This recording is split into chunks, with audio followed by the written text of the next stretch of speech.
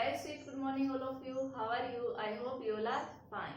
Students, today we are going to start our antibiotics topic. अब देखो antibiotics आप लोगों ने काफी बार वर्ड सुना भी होगा, ठीक है. What are antibiotics? Antibiotics are basically the chemical substance which are produced by microorganism to kill other microorganisms. ठीक है. तो इनिशियली तो ये था स्टार्टिंग, मतलब बहुत स्टार्टिंग में, बहुत पहले, कि जो आपकी बॉडी है वो खुद से ही क्या बनाएगी, एंटीबॉडीज बनाएगी. ठीक है. But now the definition has been changed, और अब जो बन गई है वो क्या बन गई है. देखो, पहली बात तो एंटीबायोटिक्स का मतलब समझो. एंटी का मतलब होता है अगेंस्ट, और बायोटिक्स का मतलब होता है लाइफ. मीन जो लाइफ के क्या हो, अगेंस्ट हो. ठीक है. ये वो केमिकल सब्सटेंस है जिसको हम होली या पार्शली, मीन्स होली का मतलब कंप्लीट या फिर पार्शली तरीके से किसी भी केमिकल सिंथेसिस से बना सकते हैं. अर्लियर क्या था कि नेचुरली ही बन सकती है हमारी बॉडी में, केमिकल सिंथेसिस के द्वारा नहीं बन सकती.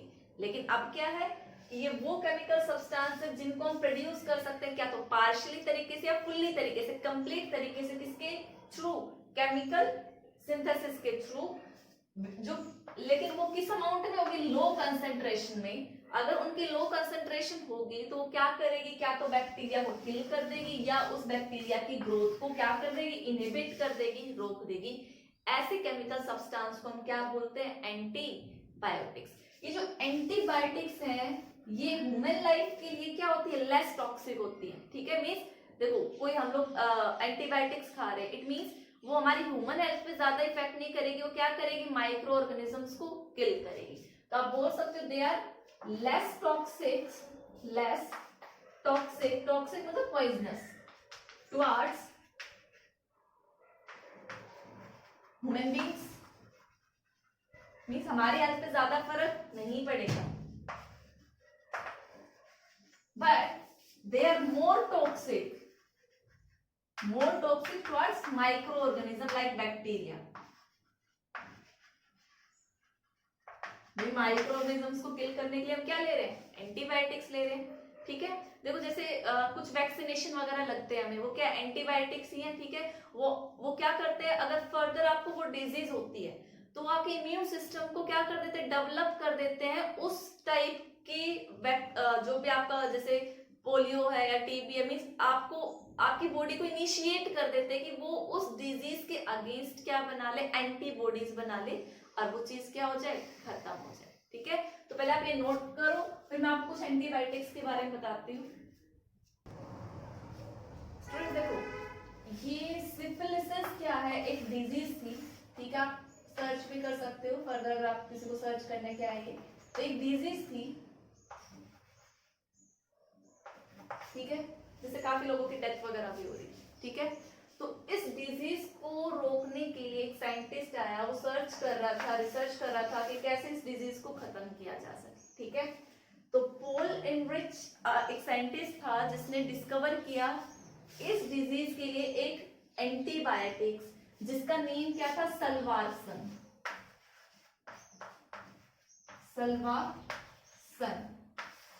ये क्या है? ये एक एंटी माइक्रोबियल ड्रग है. एंटी माइक्रोबियल ड्रग जो इसको खत्म करने के लिए इसका एंटीबायोटिक्स का यूज किया है. ठीक है. इसकी डिस्कवरी किसने की थी? इस साइंटिस्ट ने, जिसके इसको क्या मिला था? नोबेल प्राइज भी मिला था. ठीक है.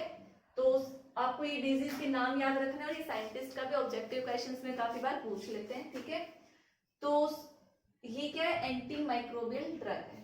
अगर इस सल्वारसन में मैं देखूं तो इसमें बेसिकली होता क्या है? इसमें ना आर्सेनिक लिंकेज है. ठीक है. इसके अंदर क्या है? आर्सेनिक, जो भी इसका कंपाउंड है उसमें ये वाला बॉन्ड जरूर आएगा, आर्सेनिक डबल बॉन्ड आर्सेनिक. ठीक है. आप बोल सकते हो इट कंटेन दिस लिंकेज या दिस कंपाउंड या दिस ग्रुप. ठीक है. दिस ग्रुप लिख लो. तो ये जो आर्सेनिक ग्रुप होता है, ये देखो भाई, ये एंटी माइक्रोबियल है. इट मींस ये क्या होगा? टॉक्सिक होगा for micro organism. Toxic for micro organism.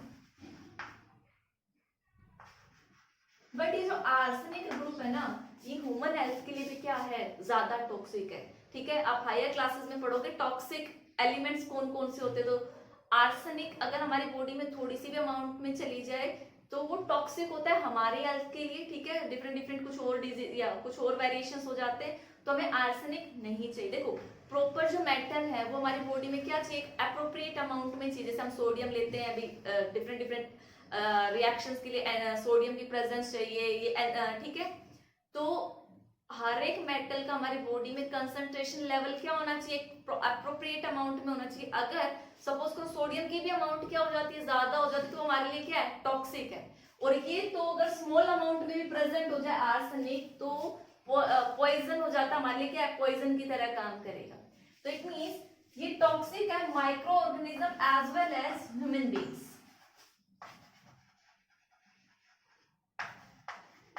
ठीक है, तो भाई ये इस डिजीज से देखो जितने लोग मर रहे थे स्टार्टिंग में, तो भाई ये ड्रग इसने डिस्कवर की, ये लेने लगे, तो भाई डेथ कम होने लगी। लेकिन ये जो इसने बनाया इसमें क्या है, वो ह्यूमन हेल्थ के लिए भी है।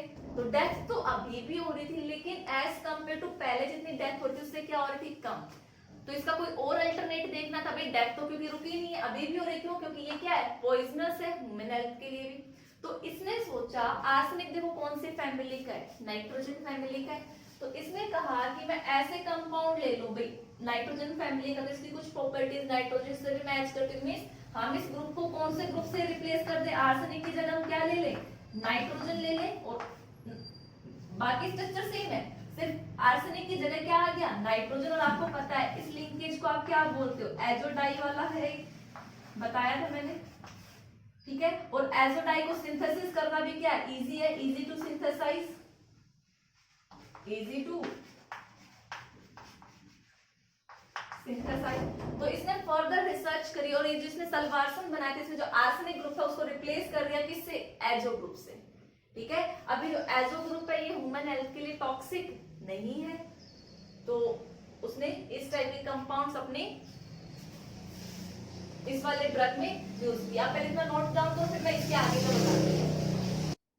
सो स्टूडेंट्स देखो मैं वही से कंटिन्यू कर रही हूँ। आपका आर्सेनिक लिंकेज जो थी वो कौन सी ड्रग में थी, सल्वारसन।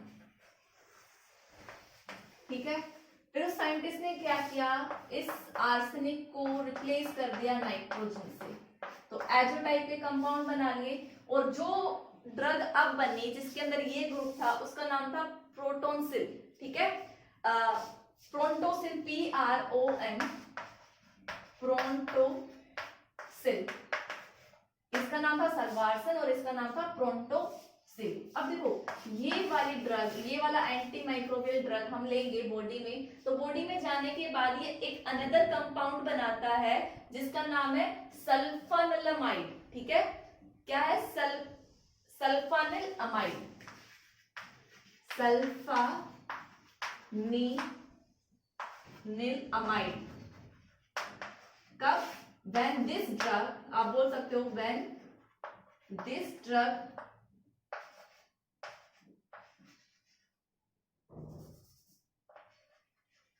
क्या होगा, जब हमारी बॉडी के अंदर जाएगा तो ये अनदर टाइप के कंपाउंड बनाएगा, उसको हम क्या बोलेंगे, सल्फानिल अमाइड। ठीक है, when this drug goes into our body, तो इस टाइप का ड्रग नहीं, जिसको हम क्या बोलते हैं, सल्फा ड्रग्स भी बोलते हैं, सल्फा ड्रग्स। और आजकल देखोगे सल्फा ड्रग्स काफी यूज में है। सल्फर ड्रग्स मतलब उसके अंदर सल्फर कंटेनिंग कंपाउंड हो। तो देखो साइंटिस्ट ने सबसे पहले सल्वारसन बनाया जिसमें आर्सेनिक ग्रुप था, ये पॉइजनस था, टॉक्सिक था माइक्रो ऑर्गेनिजम्स के लिए भी और ह्यूमन हेल्थ के लिए भी। तो उसने उस ग्रुप को किससे रिप्लेस किया, एजो ग्रुप से। उसका ड्रग का नाम क्या बना, प्रोटोनसिल। प्रोटोनसिल हमारी बॉडी में जाके अलग टाइप के कंपाउंड बनाता है जिसको हम सल्फानिलमाइड बोलते हैं, MIDE। ठीक है, जिसको हम सल्फा ड्रग के नाम से भी जानते हैं। तो ये था हमारा एंटीबायोटिक्स के बारे में। तो स्टूडेंट्स देखो अगर हम टाइप्स की बात करें एंटीबायोटिक्स की, तो एक दो टाइप्स के हैं। ठीक है, एक बैक्टीरियोसाइडल और एक बैक्टीरियोस्टैटिक। देखो बैक्टीरियोसाइडल, साइडल वर्ड का मतलब होता है किलिंग इफेक्ट, ठीक है, किलिंग इफेक्ट मींस ये बैक्टीरिया को क्या कर देंगे, किल कर देंगे। और स्टैटिक का मतलब एक स्थिर होना, स्टैटिक, तो आप बोल सकते हो मींस एक कांस्टेंट, मींस ये क्या करेंगे, ये उनकी ग्रोथ को स्टॉप कर देंगे, to stop the growth of bacteria.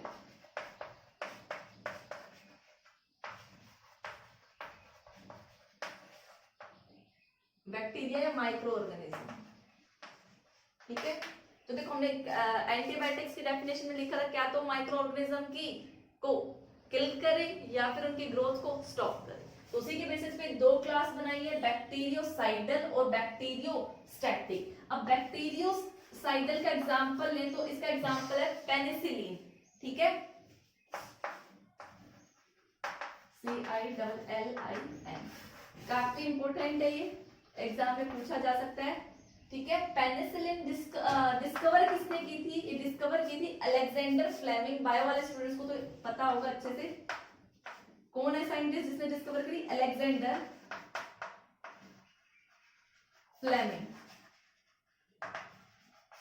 ठीक है।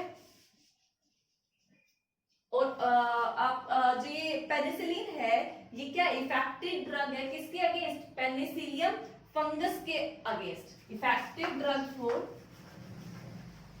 Effective drug for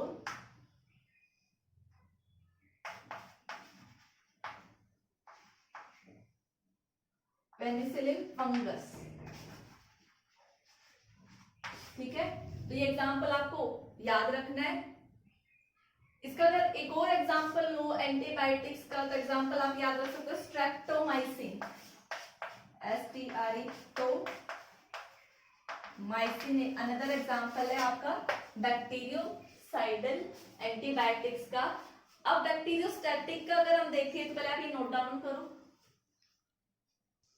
so students हमारे बैक्टीरियोस्टैटिक एग्जांपल है क्लोरम पेनिकोल और इरिथ्रोमाइसिन। देखो नेम इनके एग्जांपल बेटा आपको याद तो करने पड़ेंगे, थोड़ी कॉम्प्लिकेटेड है, मुझे भी याद नहीं होते हैं, बायो वाले स्टूडेंट्स तो इजीली कर लेते हैं, मैं भी मैथ्स बैकग्राउंड से हूँ तो थोड़ी सी डिफिकल्टी आती है, ठीक है। एक दो बार आप पढ़ोगे लिखोगे तो याद हो जाएंगे, ठीक है, और स्पेलिंग भी ठीक हो जाएगी। जैसे स्टार्टिंग में मेरे को भी काफी बार स्पेलिंग एरर हो जाती है, लेकिन एक दो बार लिखने के बाद वो करेक्ट हो जाती है, ठीक है। तो आपको एग्जाम्पल बार बार पढ़ने हैं। तो एग्जाम्पल काफी बार पूछ लेते हैं कि बैक्टीरियोसाइडल बैक्टीरियोस्टैटिक के क्या क्या एग्जाम्पल है, तो आपको एग्जाम्पल्स पता होने चाहिए और ये साइंटिस्ट के नाम पता होना चाहिए, ठीक है। जो डिजीज हमने पढ़ी सलवारसन किसने बनाया था, उस साइंटिस्ट का, जैसे पेनिसिलिन के साइंटिस्ट अलेक्जेंडर फ्लेमिंग, इनके नेम, ठीक है। स्टूडेंट्स देखो अब क्लासिफिकेशन ऑफ एंटीबायोटिक थोड़ा थियोरेटिकल टॉपिक है, तो आप यहीं पे देख लो। तीन क्लास में क्लासिफाई करते हैं, broad spectrum antibiotics, narrow spectrum antibiotics और लिमिटेड स्पेक्ट्रम एंटीबायोटिक्स। देखो इनका नेम ही सजेस्ट करता है, ब्रॉड स्पेक्ट्रम होगा दैट मींस ये माइक्रो ऑर्गेनिजम्स को किल करेगा या फिर प्रिवेंट, दोनों ही काम कर सकता है, किल भी या फिर प्रिवेंट भी, for wide range of gram positive और ग्राम नेगेटिव, ठीक है। अगर इसकी बात करें नैरो, तो मतलब ये किल करेगा क्या तो ग्राम पॉजिटिव या फिर ग्राम नेगेटिव बैक्टीरिया, ठीक है। और ये क्या होगा, ये इफेक्टिव होगा only one type of micro organism, limited है, ठीक है। ये थोड़ा नैरो हो गया, ये ब्रॉड वे में। अगर इसके एग्जांपल देखें तो क्लोरम पेनिकोल, ये मैंने बैक्टीरियोस्टैटिक में आपको एग्जांपल दिया था। तो ये वाला जो है ये देखो किस किस के लिए यूज होता है, अगर आपको टाइफाइड हो जाए तब भी आप इसी टाइप की मेडिसिन या ड्रग लेते हो, आपको डिसेंट्री होगी तब भी ये, और एक्यूट फीवर, बहुत टाइम से फीवर चल रहा है तब भी आप क्या डॉक्टर क्या प्रीफर करते हैं, यही। तो इसका जो ये वाइड रेंज में यूज किया जाता है, तो इसका ये वाली क्लासिफिकेशन है। इसका एग्जांपल देखो तो ये पेनिसिलियम जी, और इसका ज्यादा कुछ इतना रोल नहीं है, तो आप इसका एग्जांपल इतना है नहीं, ना एनसीईआरटी में गिवन है, तो आपको यही सारी चीजें कवर अप करनी है, 1 मार्क में काफी बार पूछ लिया जाता है। स्टूडेंट्स हमारा next topic is antiseptic and disinfectant. देखो ये जो दोनों ही है, ये इनका पर्पस क्या है, यूज क्या है, दोनों ही क्या करते हैं, किल करते हैं माइक्रो ऑर्गेनिज्म को, ठीक है। तो दोनों का रोल क्या है, both are used to kill या फिर आप बोल सकते हैं prevent, both are used to kill or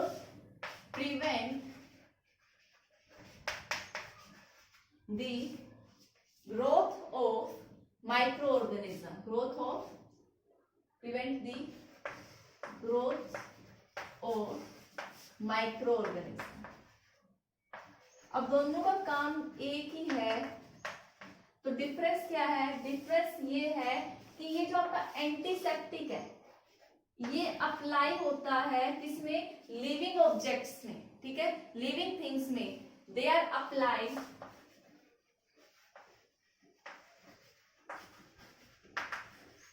to living tissue.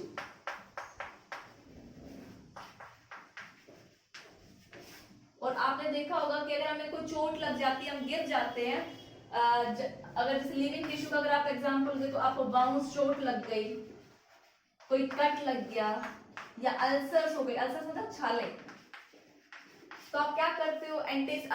या अपना क्या लगाते हो? एंटीसेप्टिक लगाते हो। लाइक एंटीसेप्टिक जो हम डेली लाइफ में अपने घरों में यूज करते हो क्या है? डिटॉल है, ठीक है। तो डिटॉल का एक एंटीसेप्टिक का एग्जांपल है, ठीक है, DETTOL, ठीक है। तो ये तो अप्लाई होता है हमारे लिविंग टिश्यू पे, और ये कहाँ पे होंगे? They are applied on non living things. अब कहोगे मींस बैक्टीरिया को किल, माइक्रो ऑर्गेनिज्म को किल करेगा, लेकिन कौन से माइक्रो ऑर्गेनिज्म को? जो प्रेजेंट होंगे लिविंग टिश्यू पे। और ये कहाँ पे प्रेजेंट होंगे माइक्रो ऑर्गेनिज्म? नॉन लिविंग पे। फॉर एग्जांपल आपके टॉयलेट्स वगैरह है, फर्श है, अगर इन पे कोई माइक्रो ऑर्गेनिज्म होगा तो उनके लिए हम क्या यूज करेंगे? डिसइंफेक्टेंट, ठीक है। तो डिसइंफेक्टेंट जैसे आप लोग, आपकी मम्मी वगैरह पोछा मारते टाइम लाइजोल वगैरह डालती, वो सारे क्या है? डिसइंफेक्टेंट। अब ऐसा तो नहीं कि जो लाइजोल है वो हम अपने स्किन पे लगाएंगे, ठीक है, ऐसा तो ये अलग है, काम दोनों का एक है, लेकिन अप्लाई अलग अलग जगह किए जाते हैं, ठीक है। अगर मैं जैसे इसके एग्जांपल की बात करूं तो आप ले सकते हैं क्लोरीन वाटर, आपने सुना होगा क्लोरीन इन वाटर, जिसको हम क्लोरीन वाटर भी बोलते हैं, या SO2 इन वाटर। ये किसकी तरह काम करते हैं? आपके डिसइंफेक्टेंट की तरह काम करते हैं, ठीक है। तो ज्यादातर एग्जाम में एंटीसेप्टिक के एग्जांपल्स पूछे जाते हैं, तो इसके बाद जो मैं एग्जांपल डिस्कस करूंगी कि कौन कौन से एंटीसेप्टिक है जो हम यूज करते हैं। तो पहले तो आप इसकी डेफिनेशन जो है ये लिख लो। स्टूडेंट्स देखो ये कुछ एग्जांपल्स हैं एंटीसेप्टिक के, यहाँ से मान के चलो बोर्ड में हर सेट में एक क्वेश्चन जरूर पूछा जाएगा। किसी ने अगर इसका एग्जांपल सेट 1 में मिल गया तो सेट 2 में किसी और से मिलेगा, लेकिन एक 1 मार्क का क्वेश्चन यहाँ से पक्का आना, चाहे वो ऑब्जेक्टिव आए या 1 वर्ड में आए या फिर इन द ब्लैंक्स में या ट्रू फॉल्स, जो भी वो एग्जामिनर देना चाहे, ठीक है। तो देखो सबसे पहले डिटोल, डिटोल का आपसे कंपोजिशन पूछ सकता है 1 मार्क में, ऑब्जेक्टिव ना भी देख कि what is the composition of Dettol, means Dettol बना किस किस से। तो इसके दो मिक्सचर है, एक तो एक क्लोरोजाइनोल, क्या बोलेंगे इसको? क्लोरोजाइनोल, ठीक है, और एक अल्फा टर्पिनोल। ये दोनों किसके हैं? आपके डिटोल के कंपोजिशन है, मिक्सचर से बना है, ठीक है। डिटोल इन दोनों के मिक्सचर से बना है, आपको याद रखना है, ठीक है। नेक्स्ट एंटीसेप्टिक है हमारा टिंचर ऑफ आयोडीन। देखो जब मैं पीनो का आपको पढ़ा रही थी तो मैंने आपको कहा था आयोडीन एज एंटीसेप्टिक प्रॉपर्टी रखता है, ठीक है। चोट वोट लग जाते तो हम आयोडीन लगाते हैं, तो वो क्या है? बेसिकली जो अप्लाइड बाउंड्स में चोट लगने पे जो यूज होता है वो क्या है?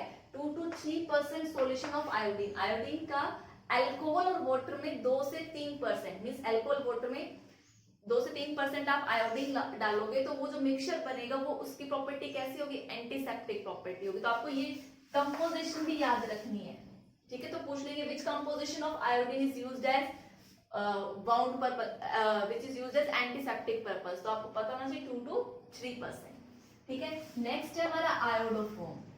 आयोडोफोम टेस्ट किया था हमने, ठीक है, आपके एल्कोहल फिनोल ईथर में। तो आयोडोफोम बनता है हमारा, जिसका क्या होता है? येलो पीपीटी होता है, CH3। बेसिकली देखो इस आयोडोफोम को जब हम अप्लाई करते हैं अपनी स्किन पे, when this apply on skin, ये क्या प्रोड्यूस करता है? ये अपने में से I2 प्रोड्यूस करेगा स्किन पर अप्लाई करते ही। तो जैसे आयोडीन होगा तो उसकी कैसी प्रॉपर्टी है? एंटीसेप्टिक प्रॉपर्टी, ठीक है। नेक्स्ट है कुछ डाइज भी ऐसे हैं जो एंटीसेप्टिक प्रॉपर्टी रखते हैं। उन डाइज का देखो आप एग्जांपल पूछ सकता है, can you give a name of dye which is used as antiseptic purpose. तो तो आपको एग्जांपल पता होना चाहिए, एक तो जेनेटिन वॉयलेट और एक मिथाइलिन ब्लू क्या है, डाइज है जो एंटीसेप्टिक पर्पस के लिए काम में आती है। फिर एक आपने सेवलोन सुना होगा, तो बेसिकली सेवलोन क्या है, सॉल्यूशन है किसका, क्लोरोहेक्सिडाइइन, क्लोरोहेक्सिडाइइन ग्लूकोनेट, ठीक है। इसका आप उसके लिए जो भी सुटेबल सॉल्वेंट हो उसमें डिसॉल्व कर लोगे तो जो सॉल्यूशन बनेगा आप उसको क्या बोलोगे, सेवलोन बोलोगे। तो यहाँ से भी क्वेश्चन आ सकता है। नेक्स्ट एंटीसेप्टिक है बोरिक एसिड। ये वाला जो एंटीसेप्टिक है ये बेसिकली आपको आईज, जो आपकी आईज की ऑइंटमेंट वगैरह या फिर क्लींजिंग जो भी आप मटेरियल यूज करते हो क्लींजिंग पर्पस के लिए आईज में, तो उसमें जनरली आपके क्या प्रेजेंट होते हैं, बोरिक एसिड, ठीक है। तो आप बोल सकते हो ये माइल्ड एंटीसेप्टिक है, यूज ज्यादा स्ट्रॉन्ग नहीं है, माइल्ड है। ये क्या है, माइल्ड एंटीसेप्टिक, एंटीसेप्टिक, ठीक है, जो आई वॉश में यूज किया जाता है। जनरली आप आई ड्रॉप या इनमें देखोगे, ऑइंटमेंट वगैरह देखोगे तो बोरिक का कोई ना कोई कंपाउंड, बोरिक एसिड का कोई कंपाउंड आपको जरूर मिलेगा, ठीक है। Next one is bithionol, very important है, ये एग्जाम में पूछा भी गया था इस ईयर, ठीक है। तो देखो बाइथेनॉल क्या होता है, ये बेसिकली आपने देखा होगा जो गुड क्वालिटी की सोप है या ऐसी सोप जो जिनका मेडिसिनल यूज है, ठीक है। हम कहते हैं ये वाली सोप बैक्टीरिया किल करती है, ये करती है, ये, तो उसमें जो मेडिसिनल प्रॉपर्टी आती है वो किसकी वजह से आती है, इस बाइथेनॉल की वजह से आती है। ये कहाँ पे यूज होता है, सोप में। सोप की कौन सी प्रॉपर्टी के लिए रेस्पॉन्सिबल है, ये मेडिसिनल प्रॉपर्टी, ठीक है। कहते हैं जर्म्स किल करता है, ये वो करता है, तो जो कौन सा कंपोनेंट है, बाइथेनॉल, ठीक है। तो ये कुछ एंटीसेप्टिक थे जो मैंने बताया बेटा। यहाँ से एक क्वेश्चन काफी बार आना है, कंपोजिशन और mixture, you have to remember all these things. Students देखो एक ऐसा एग्जांपल भी है जो एंटीसेप्टिक की तरह भी काम करता है और डिसइंफेक्टेंट की तरह भी काम करता है। ऐसा एग्जांपल एग्जाम में पूछा जा सकता है कि नेम ए कंपाउंड या name a substance which used as both antiseptic as well as disinfectant, तो वो आपका कौन है, फिनोल। लेकिन कंपोजिशन दोनों में अलग अलग है। मींस ये किसकी तरह काम करता है, फिनोल आपका एंटीसेप्टिक भी है, ठीक है, और ये आपका क्या है, डिसइंफेक्टेंट भी है। लेकिन कब, अगर आप 0.2% फिनोल लेते हो तो ये किसकी तरह काम करेगा, एंटीसेप्टिक की तरह काम करेगा। और अगर आप 1% लेते हो तो ये किसकी तरह काम करेगा, डिसइंफेक्टेंट की तरह करेगा, ठीक है। तो इसी के साथ हमारा एंटीसेप्टिक और डिसइंफेक्टेंट पार्ट खत्म होता है। So students, our next topic is anti-fertility drug. Anti-fertility drug को हम क्या बोलते हैं, बर्थ कंट्रोल पिल्स भी बोलते हैं, ओरल कॉन्ट्रासेप्टिव पिल्स भी बोलते हैं, ठीक है। अब देखो पॉपुलेशन हमारी डे बाय डे इंक्रीज हो रही है, तो उसी को कंट्रोल करने के लिए एंटी-फर्टिलिटी ड्रग्स है, ठीक है।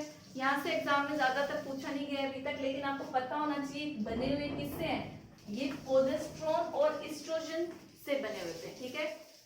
अब प्रोजेस्टेरोन और एस्ट्रोजन में बेसिकली कौन से प्रोजेस्टेरोन और कौन से एस्ट्रोजन, एग्जांपल अगर आप देखोगे तो नॉर्थिनड्रोन और एस्ट्रोजन का नोवेस्ट्रोल जो यूज किया गया है, ठीक है। तो आपको बस इनका बेसिकली नाम ही याद रखना है कि किससे बने और प्रोजेस्टेरोन का एग्जांपल क्या है और एस्ट्रोजन का एग्जांपल क्या है, इससे ज्यादा एग्जाम में नहीं पूछा जाएगा, ठीक है। तो इसी के साथ जो हमारा देखो हम केमिस्ट्री इन एवरीडे लाइफ पढ़ रहे थे, मैंने कहा था ये चैप्टर 3 उसमें डिवाइडेड है, एक तो मेडिसिन, फूड इन केमिस्ट्री और क्लींजिंग एजेंट। तो हमने अपना फर्स्ट पार्ट कवर अप किया है, दैट इज मेडिसिन। अब हम पढ़ेंगे फूड इन केमिस्ट्री, तो you have note down these things. First, so students today now we are going to discuss chemical in foods, ठीक है। अब केमिकल इन फूड्स में देखो आप जानते हो ज्यादातर केमिकल्स हम अपने फूड में यूज कर देते हैं फ्लेवर देने के लिए, टेस्ट देने के लिए, ठीक है। तो इस चैप्टर में हम ये चीज डिस्कस नहीं करेंगे कि हम क्या चीज डालेंगे तो कौन सा फ्लेवर आएगा, क्या कुछ।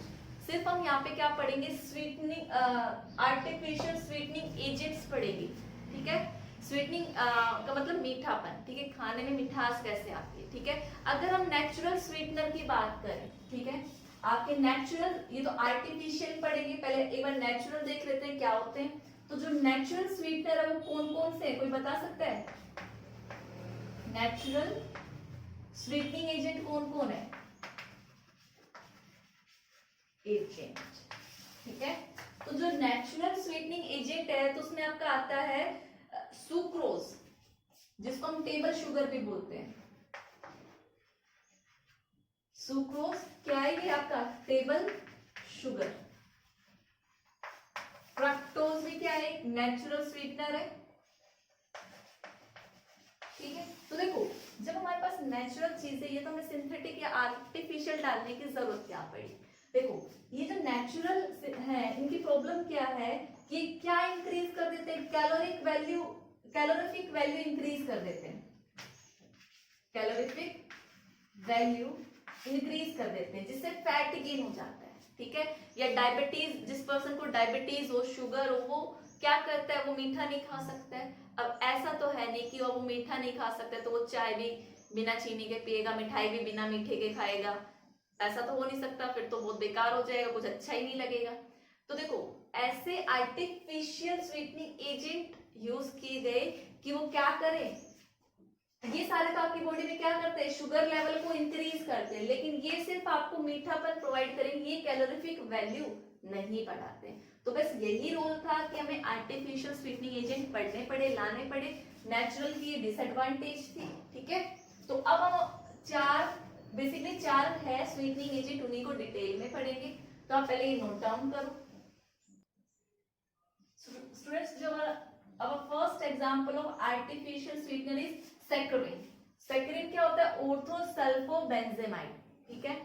ये जो सैकरिन है ये लगभग 550 टाइम्स मोर स्वीटर होता है, 50 टाइम मोर स्वीटर होता है देन शुगर, जो आपकी नेचुरल शुगर है उससे देखो कितने टाइम्स, उसके अमाउंट कितनी लोगे और इसके कितनी लोगे तब ये उतना मीठा कर देगा, ठीक है। Means as compare to sugar ये ज्यादा स्वीटनिंग एजेंट है, लेकिन ये क्या है? ये नॉन बायोडिग्रेडेबल है। क्या है ये? नॉन बायोडिग्रेडेबल है। साथ में ये जैसे आपका शुगर था वो क्या इंक्रीज करता है? आपकी कैलोरीफिक वैल्यू इंक्रीज करता है, बट ये कैलोरीफिक वैल्यू इंक्रीज मतलब इसके पास क्या है? कैलोरीफिक वैल्यू नहीं है, तो डू नॉट हैव, आप देख सकते हो, it do not have calorific value, calorific value. और इसका बेस्ट पार्ट क्या है? It easily excrete from urine, ठीक है, मींस इजीली हमारी बॉडी से रिमूव भी हो जाता है, तो वो वाली प्रॉब्लम भी नहीं है। तो ये उसका क्या है? बेस्ट पॉइंट है। तो आप लिख सकते हो excreted from body.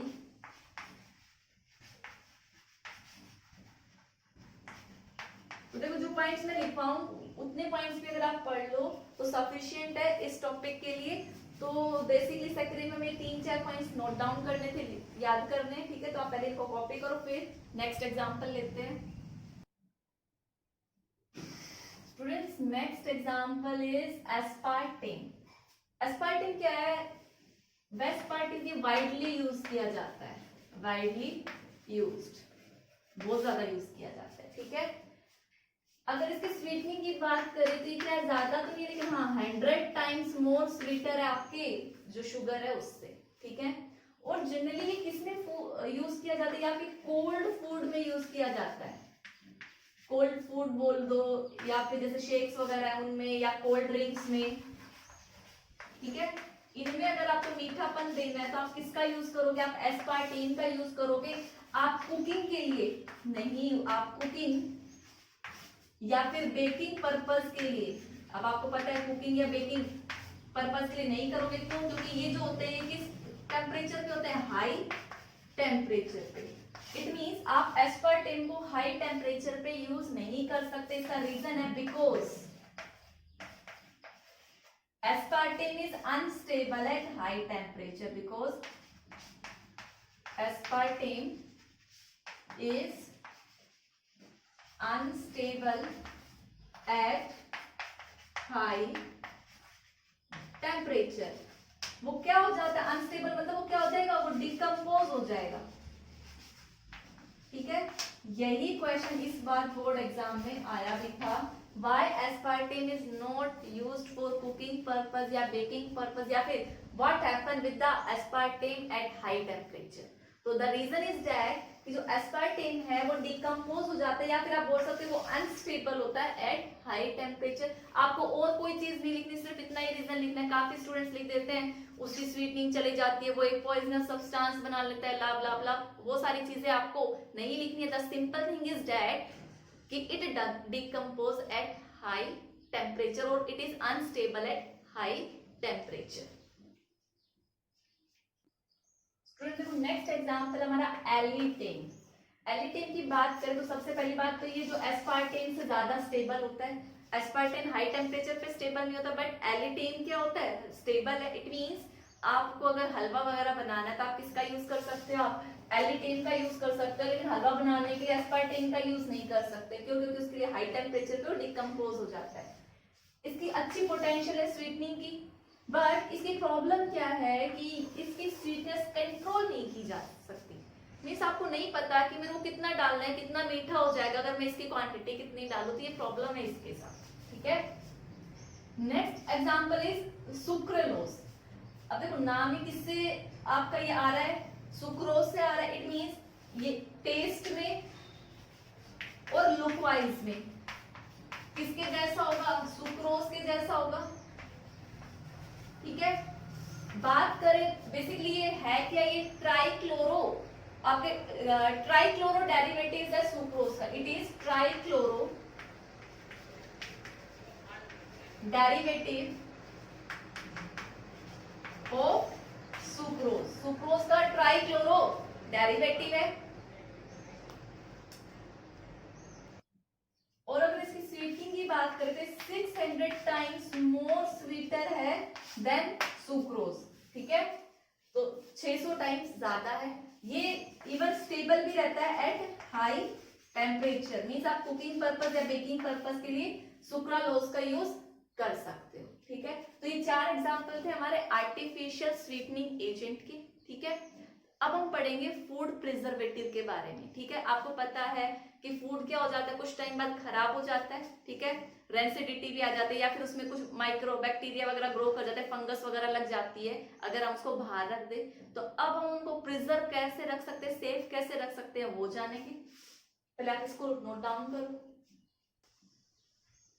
So students, basically हमारे फूड प्रिजर्वेटिव्स क्या होते हैं, ये वो सब्सटेंस होते हैं जो क्या करते हैं, आपके जो प्रिवेंट करते हैं spoilage of food, means food को खराब होने से रोकते हैं। क्यों, किसकी वजह से, ड्यू टू माइक्रो ऑर्गेनिज्म, ताकि माइक्रो ऑर्गेनिज्म आपके फूड को स्पॉइल ना कर सके। तो अगर नॉर्मल बात करूं मैं फूड प्रिजर्वेटिव की, तो देखो जो आपका सॉल्ट है, नमक है, वो क्या है, फूड प्रिजर्वेटिव ही है, जिसकी वजह से खाना खराब नहीं होता। ठीक है, आपका ऑयल या फिर शुगर, ये क्या आपके नॉर्मल फूड प्रिजर्वेटिव हैं जो आप खाने में डालते हो, जिससे आपका खाना खराब नहीं होता है। ठीक है, और दूसरे क्लास की बात करें तो आप क्या डाल दो, सोडियम बेंजोएट, ये तो नॉर्मल एग्जांपल थे। ठीक है, सोडियम बेंजोएट या फिर सोल्ट ऑफ प्रोपेनोइक एसिड भी किसकी तरह काम करते हैं, फूड प्रिजर्वेटिव की तरह काम करते हैं। ठीक है, तो एग्जाम में क्वेश्चन आ सकता है, आपको जैसे ऑब्जेक्टिव क्वेश्चन दे देंगे 4-5 और पूछेंगे बताओ कौन सा फूड प्रिजर्वेटिव है, तो आपको ये नाम याद रखना है कि जैसे सोडियम बेंजोएट किसकी तरह काम करता है, फूड प्रिजर्वेटिव की तरह। तो फूड प्रिजर्वेटिव में इतना ही था। ठीक है, अभी हम पढ़ेंगे एंटीऑक्सीडेंट क्या होते हैं। आप पहले इसको कॉपी करो। स्टूडेंट्स देखो एंटीऑक्सीडेंट क्या होते हैं, आपने जैसे पढ़ा था छोटी क्लास में, जो ऑक्सीजन है वो क्या कर देती है, ऑक्सीडेशन ऑफ फूड कर देती है। मींस जिससे क्या होती है, रेंसिडिटी प्रोड्यूस होती है। तो आप इसमें क्या डालते हो, फूड में एंटीऑक्सीडेंट डालते हो। मींस जो एंटीऑक्सीडेंट है ये क्या होते हैं, मोर रिएक्टिव होते हैं, more reactive towards oxygen. More reactive किससे, मोर रिएक्टिव देन फूड। देखो भाई ये आपकी ऑक्सीजन है, और ठीक है ऑक्सीजन, मानो ये ऑक्सीजन है, इधर आपका ये एंटीऑक्सीडेंट है और इधर क्या है, फूड है। तो ऑक्सीजन और किसकी तरफ आए, एंटीऑक्सीडेंट या फूड की तरफ, जो ज्यादा रिएक्टिव होगा। अगर एंटीऑक्सीडेंट नहीं होते तो ऑक्सीजन यहाँ पे ऑक्सीडेशन करेगी फूड का, लेकिन एंटीऑक्सीडेंट हम डाल देते तो ये मोर रिएक्टिव होते हैं, ये ऑक्सीजन को सारा अपनी तरफ ले लेंगे और अपना खुद का ऑक्सीडेशन करा लेंगे।